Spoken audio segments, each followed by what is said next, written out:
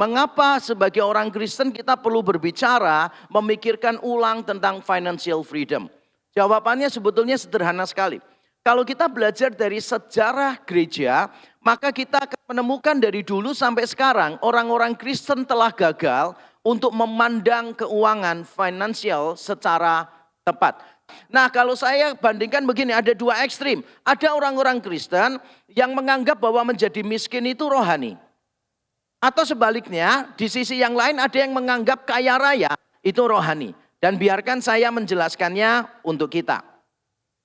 Di dalam sejarah gereja terutama pada abad yang keempat akhir, mulai dari abad keempat akhir, yaitu ketika kekristenan diakui sebagai agama resmi oleh Kaisar Konstantinus, melalui keputusan Milan atau Edik Milan pada tahun 313, sejak kekristenan diterima sebagai agama resmi, maka muncul sebuah fenomena yang menarik, yaitu sebagian orang Kristen merasa tidak punya kesempatan untuk menderita bagi Kristus.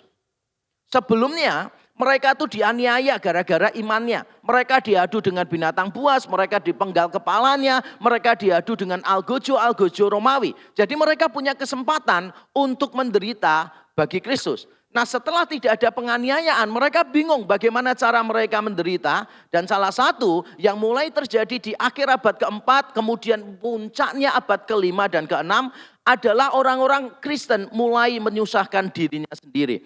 Atau dikenal dengan nama yang keren, asketisisme. Karena mereka berpikir bahwa poverty is piety.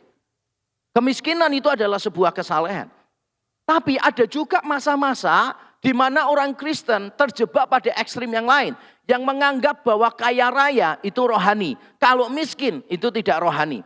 Saya masih ingat beberapa jemaat saya mencoba mengajak orang lain untuk datang ke gereja kami.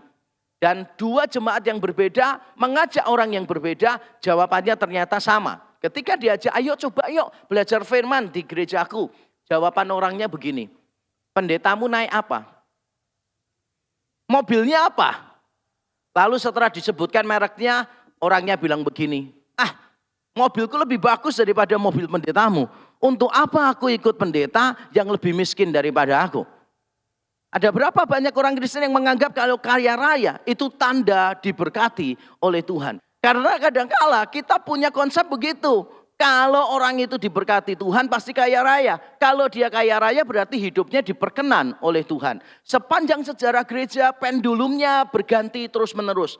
Memang ada masa ada di tengah-tengah. Dan saya ingin melalui seminar ini saudara bisa berdiri di tengah-tengah dua ekstrim ini.